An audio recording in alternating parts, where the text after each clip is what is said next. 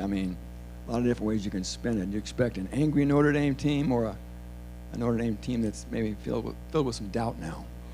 We're going to err on the side of thinking they're going to be an angry football team. Anytime you are top 5 in the country and lose the home opener, that's going to leave a bad taste in your mouth. I know Coach Freeman will have those guys fired up and ready to play. So we're fully anticipating getting their best shot. Ryan, do you see this as sort of an early prove-it game, obviously for 2024, but your career as a head coach? Yeah, I definitely think there is an element of proving it or earning respect. I'd be lying to you if I didn't say that this game was circled on my calendar. So we're excited. We're glad that we had a bye week to get some guys healthy, to get some extra prep in, and we had a really good practice on Sunday. I'm anticipating having a really good week of practice this week, and we'll line it up and go compete on Saturday. What were the one or two biggest things you think you were able to accomplish during your bye week? Just you get back to like basics on fundamentals, technique. Still did a lot of good on good just to maintain speed of the game, but you also get a jump on early downs. We'll introduce third downs a little bit earlier than we usually do. We'll introduce red area a little bit earlier than we usually do. You get a chance to get your legs back fresh, coming off of fall camp in that first game. So you're continually improving. That's got to be the goal throughout the course of the year. Speaking of health, obviously no Nyland Green, no C.J. Smith on the depth chart. You said you were hopeful they'd be ready to go this week. Are they for sure out, or is it kind of cautionary at this point? Yeah, I wouldn't anticipate them being out there this week. They're close. They're really close. You watch them. I got to not watch them work out and rehab because it's making me more excited and wanting them to be out there. But they are doing a great job just attacking every day. Trying to get back healthy. They're chomping at the bit to get out there, and our training staff, along with our strength and conditioning program, they've collabed very well to put them in a position to get back as early as possible. We talked about this a couple weeks ago now, I guess, but 7 different guys getting in the end zone. Not Mockbee, not Hudson, Drew Bibber, some of these guys who are going to score a lot of touchdowns this year. Is this kind of more indicative of how much depth you have as far as receiving weapons, backfield weapons?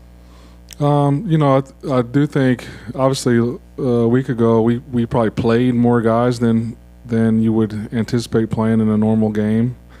So I think the numbers are a little bit skewed that way. But the guys that got in early that scored, with the good thing about our offense is, the ball can find anybody. Just it depends on what the defense is presenting and how they're reacting post-snap. And, Hudson does a great job of spreading the ball around and not forcing the issue and taking what the defense gives them.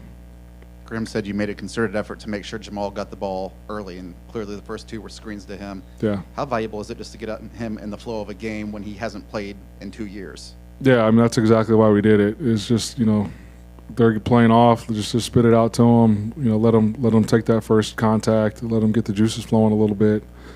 Get his first reception, and then let's go tempo and do it again. I just think it allowed him to sort of settle into it, get the cobwebs out of there and get used to taking a blow. What is, I guess, your appreciation of the history here? You're talking about kind of just the gravity of Notre Dame, but also, I guess, the rivalry that exists here. And when you took this job, you knew you were coming into a extended period where that was going to be an annual thing.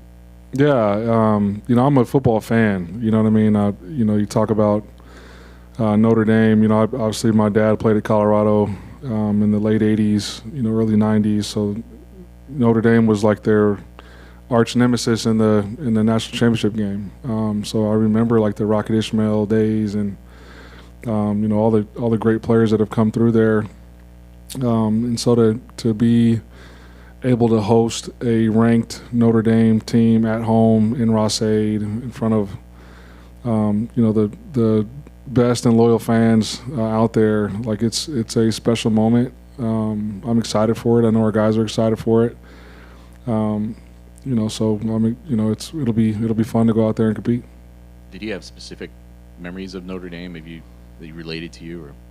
I remember, Rocket took a punt return back, and there was a phantom holding call, which let Colorado win the game. That's probably the most pivotal play I remember. What's the biggest difference you're seeing right now in Antonio Stevens between how he was maybe a year ago at this time and what he's doing right now? I think he's a lot more confident with what he's doing. I think the Michigan game sort of validated his belief in what he's capable of doing. And then, us as a staff, entrusting him to be the starter in that position, and that's an important position in our defense and our scheme. And so I just think he's more comfortable, more confident with what we're asking him to do. I've been really impressed with his leadership and his willingness to hold other people accountable. He's a guy that's been around here for a long time and has overcome a lot of adversity and has been resilient, and I think guys in the locker room respect that. And he works at it. Like, he is diligent in his craft. He respects his preparation. And I think that's why he's playing with confidence right now. Ask a more general question. As the Big Ten has expanded now coast to coast, and now you've got this West Coast footprint, has that changed at all the approach in recruiting, or at least in terms of how much you're looking out there? Or has it changed at all the response you're getting out there? Not really. Like, it's still time on task. Like, we're still 3 time zones away from West Coast. It's the long travel day. It's not worth it, really, if I'm being honest, to go all the way out there when you got a bunch of talent within a 2.5 to 3 hour driving radius. It's awesome that you get to see different venues and play against different storied programs. But there would have to be like a prior relationship or a guy reaching out to say he's interested for us to travel that far and skip over a bunch of talented guys that are right in your backyard. When you recruited Tanona, did you think there was any possibility he'd be on the field for you right away, or did you take him as a year 2, year 3 guy? I didn't really know what to think. You watch his high school tape and you're like, yeah, you see why he was rated as high as he was and why he was recruited as hard as he was. And so, when we decided to take him, I think the thing that I was most excited about was his excitement, like his willingness and desire to be a Purdue Boilermaker and to play football again. His excitement and passion for that led me to believe it would be a quick turnaround. And then just the way he went to work when he got here and changed his body and kind of got back into the swing of things from a technique standpoint. His mindset and attitude that's why it's not surprising that he's been able to give us some quality minutes right now. You and Marcus have had a relatively similar career arc. Do you feel any sort of kinship with him? Do you know him, or do you feel any sort of parallel with him, the way his career's gone and your career's gone? You're talking about Coach Freeman? Marcus Freeman. Yeah, you went Joey Tanona and said Marcus. I thought you were talking about Marcus Johnson. No, you're good. My you're fault. Good. The thing that is unique about this profession is, like, everybody's career path is different, and there's no blueprint for success, right? I think the thing that I've sort of admired from afar is just the quick rise, the consistent success and consistent play on the defensive side of the ball. Obviously, I'm a defensive guy, so you study a little bit. You pay attention to people that are also playing good defense, and he's definitely done that. I was happy as heck for him when Notre Dame decided to hire him as the head coach when Coach Kelly went to LSU. I thought that was a bold and deserving response to that departure. So yeah, I have a lot of respect for him. Can't wait to go compete against him. The Notre Dame secondary came into the year with a lot of hype, and they mostly backed it up these first 2 games. Just what makes them so good from what you've seen on tape? They obviously they've got some experience on the back end. They're athletic.